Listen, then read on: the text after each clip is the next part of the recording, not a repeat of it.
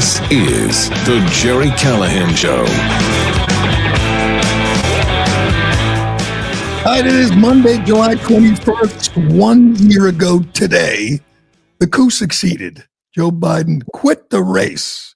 It was 1 year ago in 2 weeks, 1 year and 2 weeks ago, that Joe Biden said, I'm staying in the race, and he's going nowhere. And then a shady cabal of Democrat power brokers forced their nominee out of the race. And on this day, 1 year ago, he released a statement, which he didn't write. He probably didn't sign, announcing that for the good of the country, the good of the party, he was stepping down and endorsing Kamala Harris. That was an amazing moment in time. And you know what? We still don't know the truth about this. There's been, 5, 6 books written about the campaign, written about the last year in politics. Nobody has told the truth about this. That may be the only way that Joe Biden or Kamala Harris could write a book that anyone would want to read. Tell us the truth about what happened on this day, Joe, Kamala, when they forced the nominee out of the race after all the primaries were over, all the endorsements. You had a nominee quit because they threatened to use the 25th Amendment. To me, that's the only logical explanation. We know Joe Biden is a stubborn old crank. We know he said, I'm going nowhere. So what changed? How could they actually get him to step down? It wasn't, friendly nudging, encouragement. This would be good for the party, Joe. Joe Biden cares about Joe Biden and Joe Biden's criminal family. He doesn't care about the party or the country. The only way he could quit is if they gave him no choice. And the only way that would work is if Kamala Harris was on board. And they threatened to get the cabinet together and invoke the 25th Amendment. Well, it worked. At least it worked for the moment. They got their nominee, Kamala. She picked Tampon Tim, and the rest is history. As Trump likes to point out, he had to beat 2 candidates to win back the White House, and had to beat a lot more than that. This weekend, we saw an absolute bombshell. I know we say this a lot because there's been a lot of scandal in the last 5 years in D.C.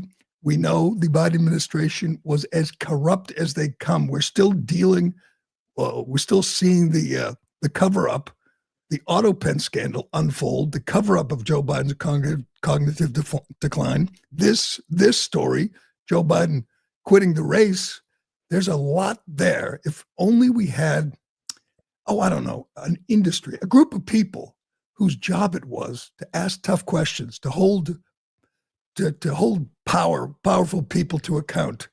If we had an industry like that, just a group of people like that, we might know more. But they are in cover-up overdrive right now because their hero, their darling, their messiah, Barack Obama, is being exposed. And I'm not sure they're going to touch this. This is going to be a real indictment on the media, because what Tulsi Gabbard revealed over the weekend is just incredible, earth-shattering evidence against Barack Obama and others, all the people in his circle, including Joe Biden. She actually says there was a treasonous conspiracy orchestrated by Barack Obama. She declassified a bunch of documents about Crossfire Hurricane, about the Steele dossier, and about the efforts to undermine Trump, the candidate, in 2016, and then Trump, the president, in 2017. Now, these were things we suspected all along. We know the Russia hoax was made up by the Hillary Clinton campaign, bought and paid for by the DNC and Hillary Clinton. We didn't know exactly who was involved. We do now. And Tulsi goes through it deliberately, methodically, and explains what they did. She's got dates and times. They had a meeting. I mean, the whole thing is just mind-blowing. And it is so dirty. And again, as Republicans, as media people, we're going to demand arrests at some point, indictments. investigations, special prosecutors. I just looked this up. You know what we spent on special prosecutors between Robert Mueller and John Durham? $40 million was spent investigating a hoax they knew was a hoax from day one. On July 28th, 2016, there was a meeting with Obama, Biden, James Clapper, John Brennan, and James Comey to discuss this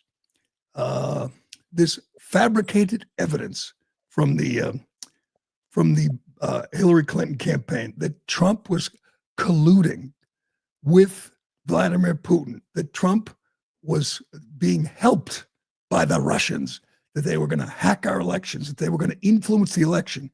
They knew it wasn't true right away, and they pushed it to try to defeat Trump. When they failed, they pushed it to try to undermine Trump.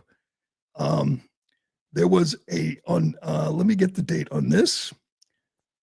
In the president's daily briefing on December 8th, there was a meeting that included Andrew McCabe, that's slimeball from the FBI, now with, I think he's with MSNBC. I don't know.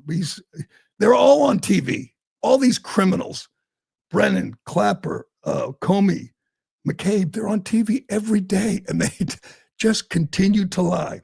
December 8th, they determined there was no interference from Russia in the election. December 9th, Barack Obama ordered a new intelligence assessment to push the lie, to suppress the truth that that Donald Trump was colluding with the Russians. Bob Mueller, his investigation cost $32 million and determined there was no collusion, no interference from Russia. Barack Obama knew this. Tulsi Gabbard calls it an egregious abuse of power and a treasonous conspiracy. They manufactured intelligence. This is the president, a two-term president, who did everything in his power to undermine his successor. She calls it treasonous. I don't know what else you would call it. This is treason by the former president. That's kind of a big deal. This is going to be really difficult, I think, for the media to bury, to cover up. They will try. God knows they will try their best. But these guys are so dirty, so slimy. Trump was right. They spied on his campaign. They used false information to get a warrant, to get a number of warrants, to spy on their campaign. They wiretapped Carter Page, a Trump advisor, which allowed them to investigate everybody in the Trump campaign. And they knew the whole thing was based on a lie. They knew there was no Russian interference. They knew there was no secret server that connected the Russians to the Trump campaign. And they just kept pushing. This calls for arrests, obviously. It calls for investigations. It is a criminal conspiracy involving Joe Biden and Barack Obama. What are they going to say now? I mean, if you're Steffi Stephanopoulos or Margaret Brennan or Rachel Maddow or it's Joe Scarborough, where do you go with this? She has declassified documents. They have emails. This is not, he said, she said anymore. This is hard evidence. We can get to some of the sound, but let's get to Tulsi with Maria Bartiromo explaining exactly what she uncovered. Check this out. What we saw occur here, as the documents we released detailed, was that we had a sitting president of the United States and his cabinet and leadership team, quite frankly, who were not happy with the fact that President Trump had won the election, that the American people had chosen Donald J. Trump to be the next president, commander-in-chief of the United States. And so they decided that they would do everything possible to try to undermine his ability to do what voters tasked President Trump to do. So creating this piece of manufactured intelligence that claims that Russia had helped Donald Trump get elected, contradicted every other assessment that had been made previously in the months leading up to the election that said exactly the opposite, that Russia had neither the intent nor the capability to try to, quote unquote, hack the United States election for the presidency of the United States. So the effect of what President Obama and his senior national security team did was subvert the will of the American people, undermining our democratic republic and enacting what would be essentially a years-long coup against President Trump, who was duly elected by the American people. Yeah. That's the director of national intelligence telling you flat out there was a treasonous conspiracy. That's why they fought so hard to stop her nomination. They failed. And you heard them every day telling you what a danger Tulsi Gabbard was. That's what you heard from Clapper and Brennan and Comey. Well, they're right. She's a danger to them. It is remarkable how much evidence they have against this cabal, against these evil people. I mean, John Brennan is just an evil guy. James Comey, these are evil, despicable, disgusting people who hated Trump so much they were willing to break the law. This is from Greg Jarrett. He's a legal analyst for Fox News. He's written a couple of books on this, and he just nails it. He says, never before in American history has a departing president connived to sabotage and destroy the man who would replace him. Newly revealed documents show that in 2016, Barack Obama and his national security team, quote, manufactured and politicized phony intelligence to help frame Trump as a Russian asset when they knew it wasn't true. Tulsi Gabbard unearthed and released declassified documents. She described it as an egregious abuse of power and a treasonous conspiracy. Treason is a strong term with an exceedingly high legal standard. So is seditious conspiracy. The use of violence is often a central element for both. Not here, not as far as we know, no violence. But he lays it out. The genesis of the plot began with Hillary Clinton. On July 26, 2016, she approved an illicit scheme to sully her political opponent for colluding with Russia to rig the election. The bogus smear was intended to distract from her own email scandal. Hillary's campaign commissioned and funded a dossier that was filled with a collection of lies supplied by Clinton Confederates. The pee tape, hookers peeing on Trump, that was all made up by Hillary Clinton and her campaign and Christopher Steele, and then used by people who knew it wasn't true. Hell, Joe Biden knew it wasn't true, and he just pushed it every day. The CIA discovered what Hillary had done and immediately alerted the Obama White House. In two successive meetings, those meetings I told you about, July 28th and August 3rd, 2016, John Brennan briefed the president and other top officials, including Joe Biden, Clapper, and Comey. Brennan's handwritten notes from the Situation Room show how he recounted Clinton's plan to vilify Donald Trump by setting up a scandal claiming interference by Russia. From that point on, it was a well-guarded secret. It was all a hoax, and all the participants knew it.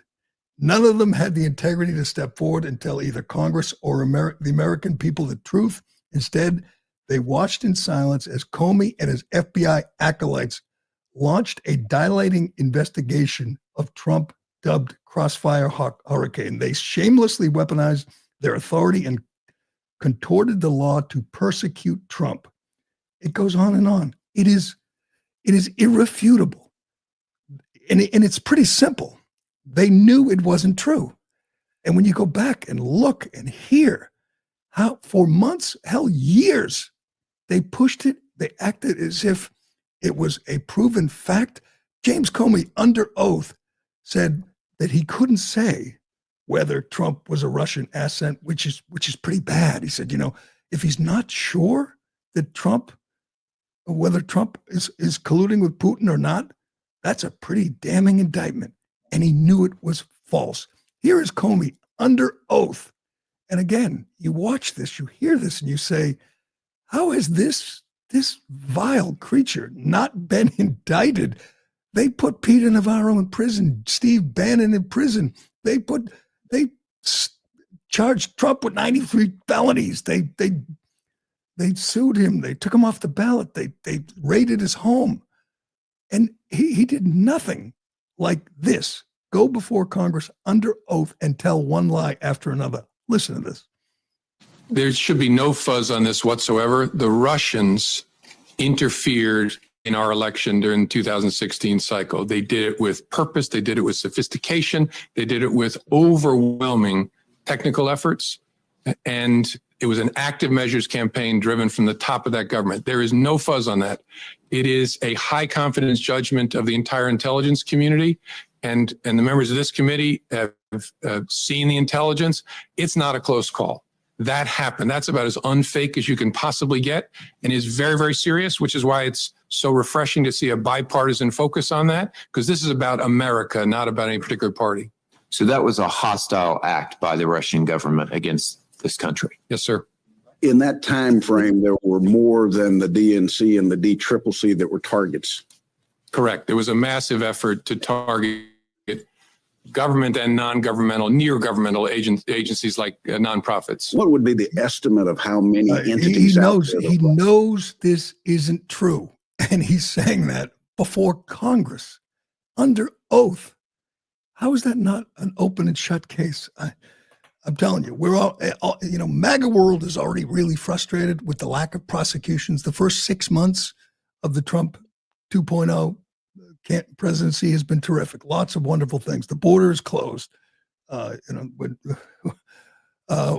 economy is good. Tariffs are working, but there has to be prosecutions. We just heard his own DNI, his own director of intelligence, tell us that they attempted a treasonous conspiracy against the sitting president. Sounds pretty bad. That man right there, they should start with Comey or Brennan. That man has to be arrested today. That man has to face charges. Let the media scream. Tell us how Trump is weaponizing the Department of Justice and weaponizing the federal agencies. We were here for the last 4 years. We know what a weaponized Department of Justice looks like. But this is, and Trump is, as usual, he's having fun.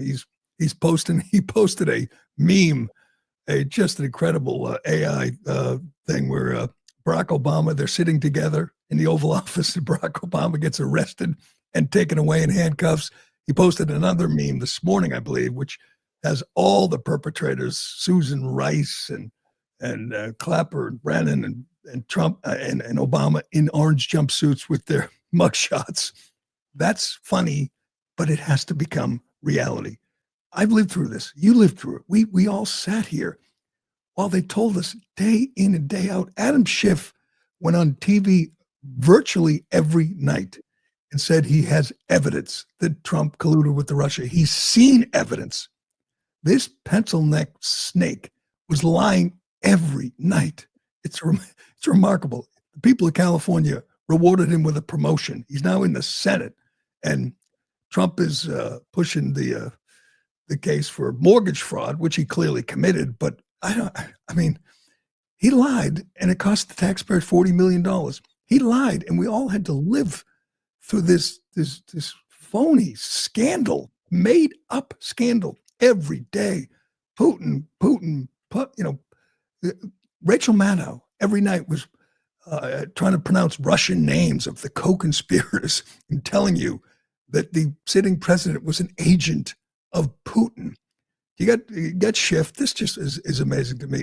Comey is obviously a piece of garbage, obviously an evil, evil man.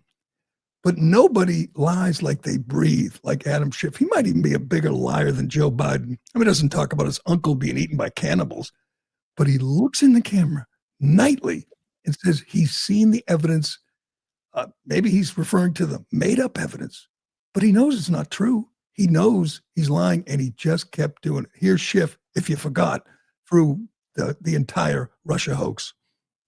I did say that there is ample evidence, and indeed there is, of collusion of people in the Trump campaign with the Russians. There's clear evidence on the issue of collusion. There is ample evidence of collusion in plain sight. Plenty of evidence of collusion or conspiracy. And there is significant evidence of collusion. The president is someone who seems pathologically incapable of telling the truth. This president or people around him may be compromised by a foreign power. Have you seen, do you have direct evidence of collusion with Russia? There's direct evidence. There's abundant evidence of collusion, persistent allegations that the Russians have been laundering money through the Trump organization. Continues to believe Russian propaganda. That makes him dangerous to our country. Donald Trump and his campaign colluded with the Russians. There is ample evidence of collusion, and there is significant evidence, much of it in the public domain, on the issue of collusion. I certainly say with confidence that there is significant evidence of collusion, ample evidence in the public domain on the issue of collusion. There is circumstantial evidence of collusion. There is direct evidence, I think, of deception. Russians gave help,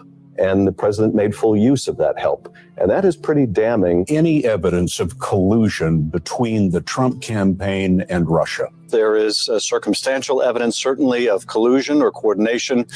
There has been direct evidence of deception. But to be crystal clear, this evening, as we speak, there is no hard evidence of collusion between the Trump campaign and the Russians. You said there's circumstantial evidence. I would not say, I would not phrase it the way that you did. And circumstantial evidence can be very powerful and is hard evidence. All right. That is just amazing. That's from Maze. That's Maze, who's great on Twitter, posted that. That is one guy over the course of, 2 years, literally lying to the country every night. And he's a sitting senator. How has he not been censured? How has he not been kicked off every committee? He's just such an evil, lying piece of garbage. That is going to haunt Adam Schiff. All of this is on video, all of it. It's amazing that they just kept pushing this when they knew it was all made up by Hillary, who could be the most evil character in this whole scenario. But here's the one interview that they'll be playing this for 40, 50 years. We know, obviously, 60 Minutes, Trump sued them, won the settlement. We know 60 Minutes was in the tank trying to stop Trump. They did it in 2016. They did it in 2020. They're still doing it today. But the Trump interview with Leslie Stahl is amazing because it reveals the way the media, this is the most, this is the most influential show in mainstream media. 60 Minutes will make you or break you. And Leslie Stahl explains why they aren't reporting that Obama spied on his campaign, why they aren't reporting when it was already proven that they used false information to acquire a warrant to spy on Carter Page. That was established before this interview. We knew it. Hell, we talked about it, daily. Here she is pushing back on Trump, who just matter-of-factly points out that Obama spied on his campaign. You've probably seen it before, but today, after the revelations from Gabbard, it's even more incredible. Go ahead. Him walk out of a store, and he's walking with an ice cream. And the question the media asks him, what kind of ice cream, what flavor ice cream do you have? And he's in the midst of a scandal. He's not. And he's taking... Of course he is, no, Leslie. Come on. Of course he is. It's the biggest, second biggest scandal. So, the biggest scandal was when they spied on my campaign. They spied on my campaign. There's Leslie. no real evidence of that. Of course there is. It's all over the place. Leslie, Sir, they spied on my campaign and they got caught. Can I say something? This is 60 Minutes. And we can't put on things we can't verify. You won't put it on because it's bad for Biden. We can't put on things we can't verify. Leslie, they spied on my campaign. Well, we can't verify It's been totally verified. No. It's been, just go down and get the papers. They spied on my campaign, they got caught. No. And then they went much further than that, and they got caught. And you will see that, Leslie, and you know that, but you just don't want to put it on the air. As a matter of fact, I don't know. Oh, we can't verify it. She says, this is 60 Minutes, and we can't verify it. Well, what is your job, Leslie? What is the job? 60 Minutes is supposed to be the crown jewel of the gold standard for investigative journalism. Whose job is it to verify it, lady? I mean, she's literally admitting they don't do their job. We can't verify that. In other words, we don't want to verify that. Trump was right. That is so humiliating. It was already established, but they didn't even want him to say it. They were so invested in the cover-up of the scandal. But Trump is right. That is the biggest scandal. Again, the cover-up of Biden's mental decline is big. The auto pen is big.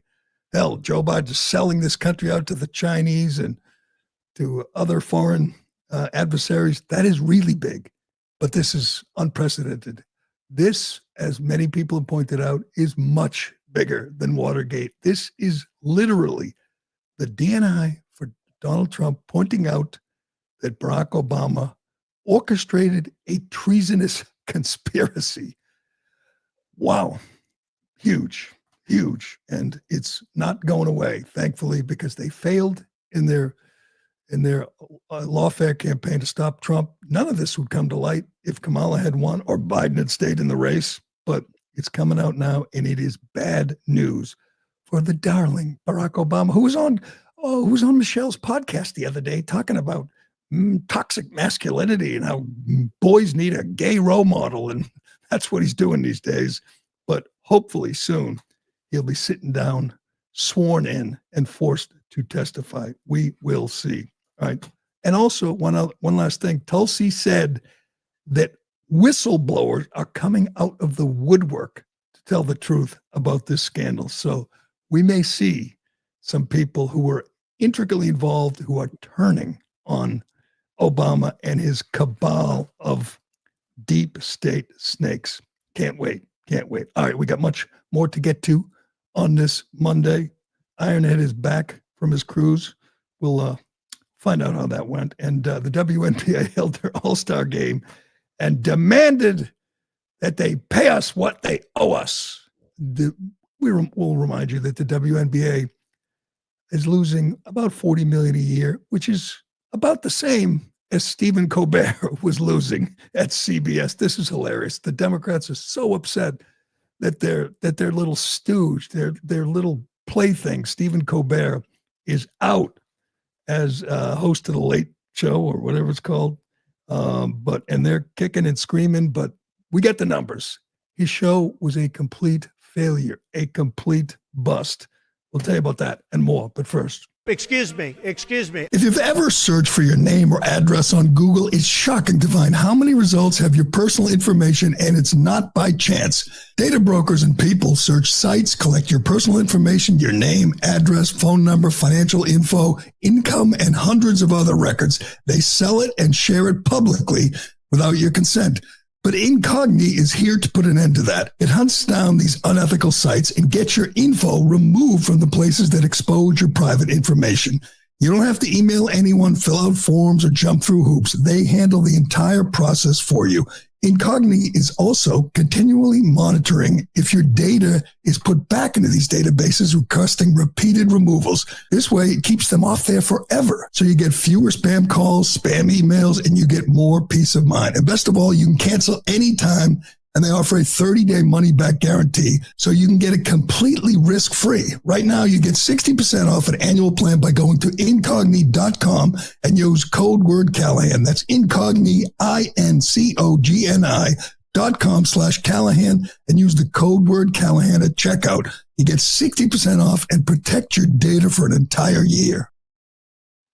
You know, there's a lot to love about the first 6 months of Trump's second term, but I think just the way he has destroyed the media and some of his enemies in the media is just glorious. We went over the names the other day. All the people out, Chuck Todd and Terry Moran and Joy Reid and Andrea Mitchell. They're all Lester Holt. All these people, they're out. He's winning.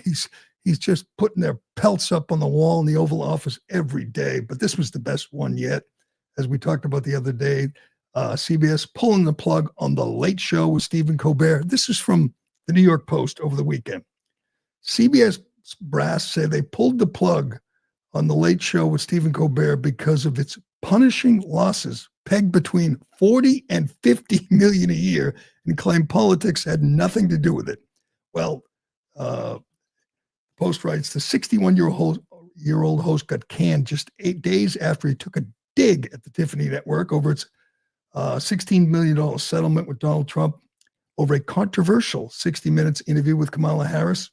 I am offended, and I don't know if anything will ever repair my trust in this company, Colbert said on Monday. And then on Friday, he was gassed, and Democrats went nuts. They said, Trump forced this. He's bullying them. He forced them to fire this guy because he makes fun of him every night. Well, they point out, check this out. The show had a budget of $100 million. That's a little more than our budget here. Wouldn't you say, Aaron? Had $100 million. He made $15 million a year to just sit there and slurp Democrats every night and just mock Trump every night. They paid him $15.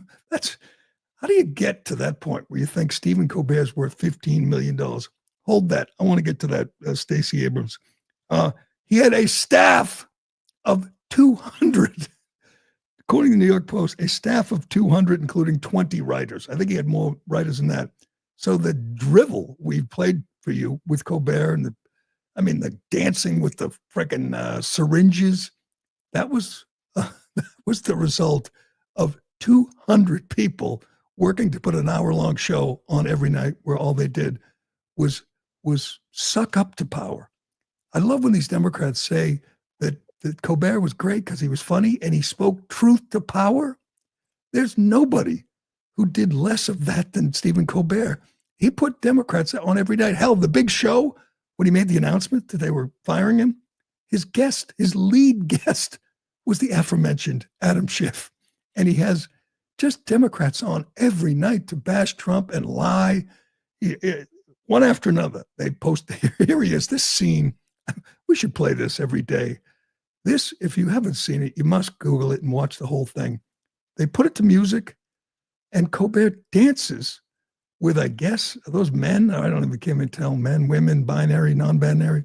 Confused. People dressed as syringes. And then they also have little cartoon syringes, which is supposed to encourage you to get the vax, the useless vax. That's what a late night comedian did.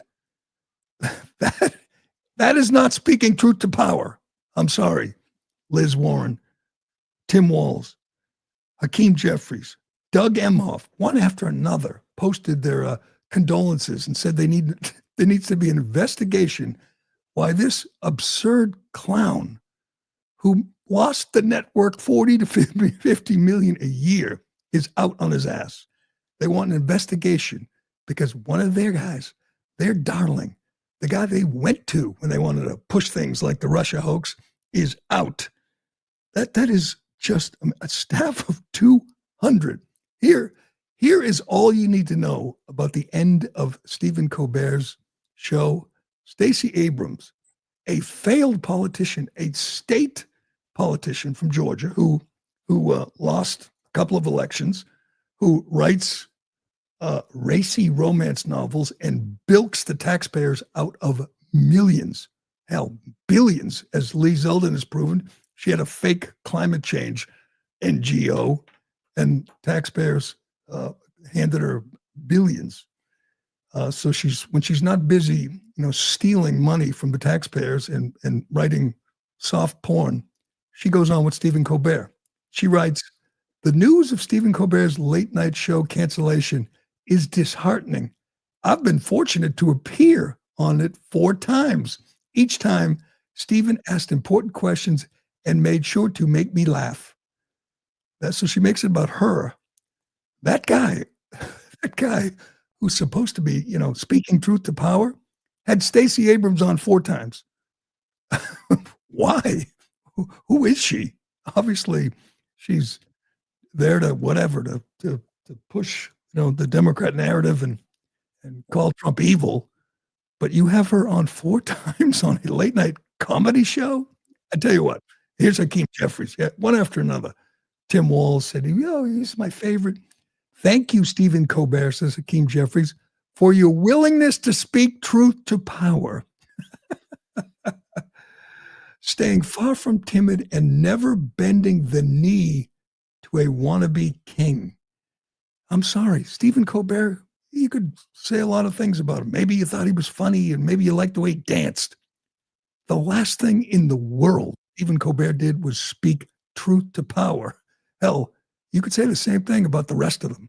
As many people have pointed out, one down, like 5 more to go. You got Kimmel and Seth Meyer and John Oliver and the rest of these hacks, these Democrat stooges.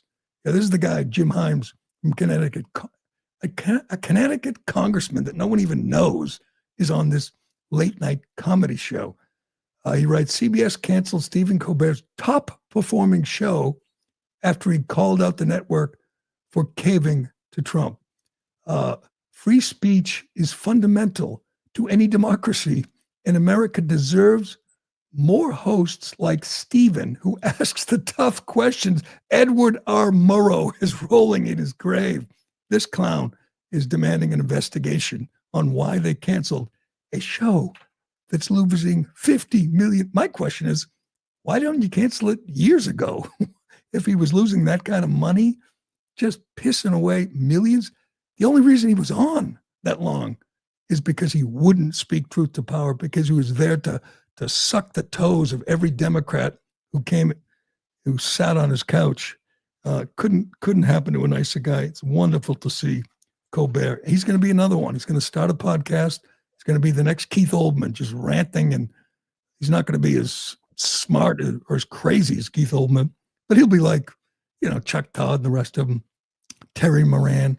He'll start a Substack and he'll just rant and rave about Trump because that's all he wants to do. That's all he knows how to do. So great to see.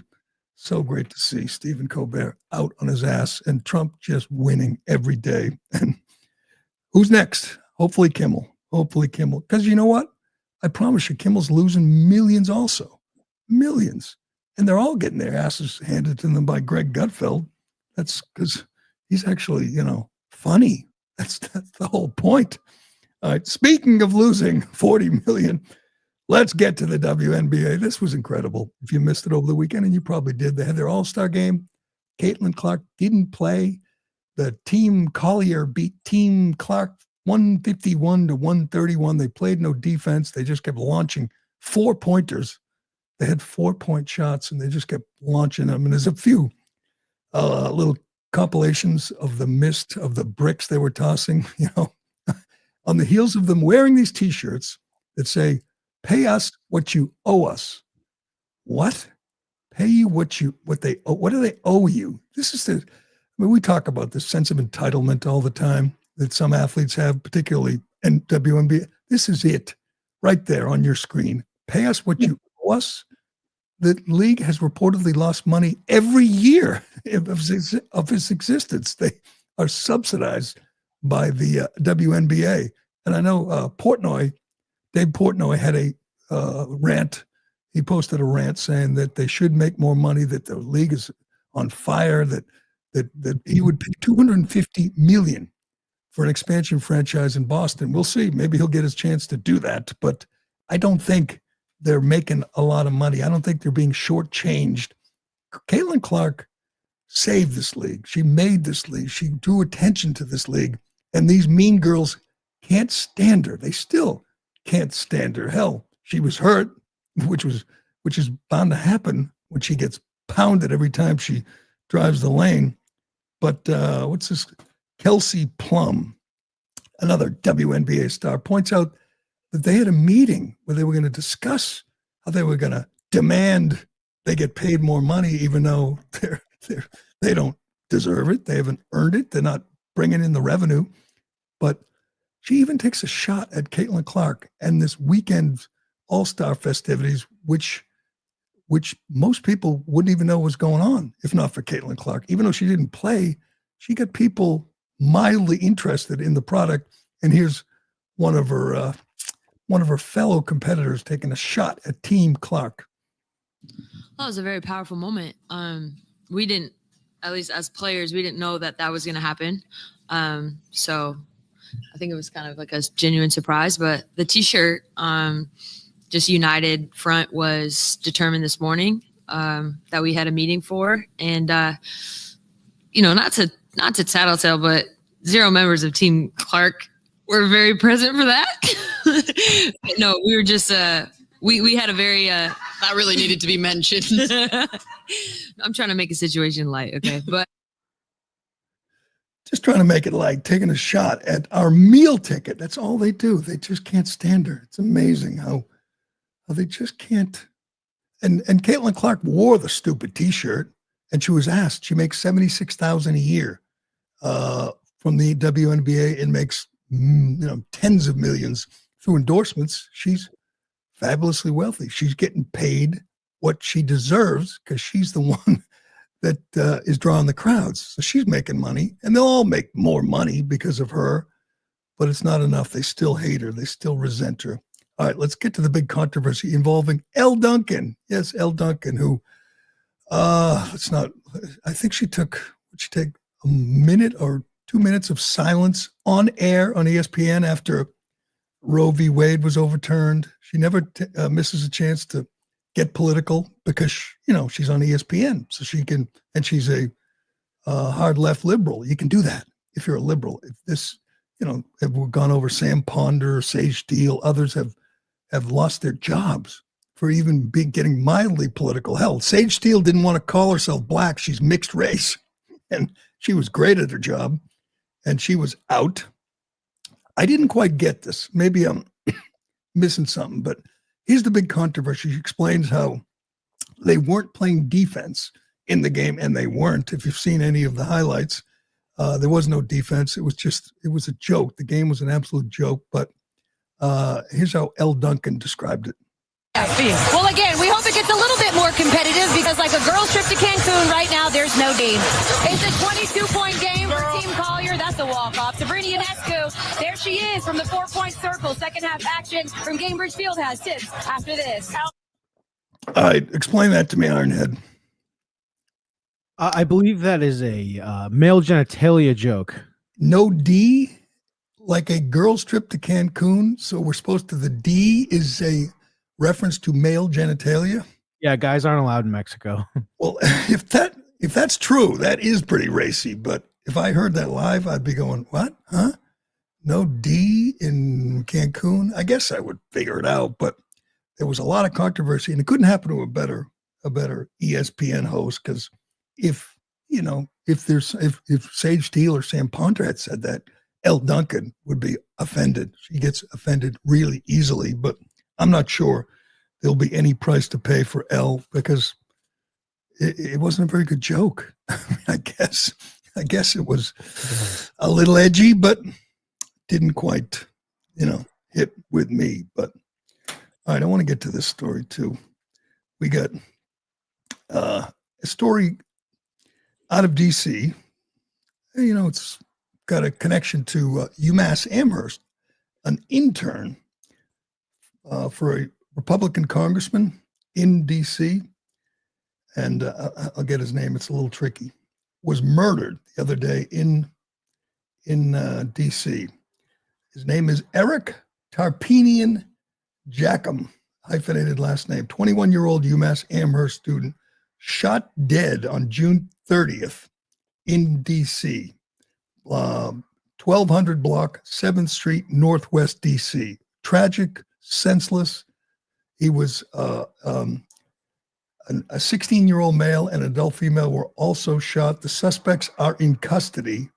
Apparently, it was senseless. He was, according to investigators, several individuals exited a vehicle and began firing shots at a group of people, which included Tarpinian Jackham. Tarpinian Jackham wasn't the intended target of the shooting, but this 21-year-old kid, promising kid, smart kid, working hard in DC, just shot. And here's the interesting part. One politician reached out to him. He was working in Congress. He was an intern in Congress and shot dead from Mass.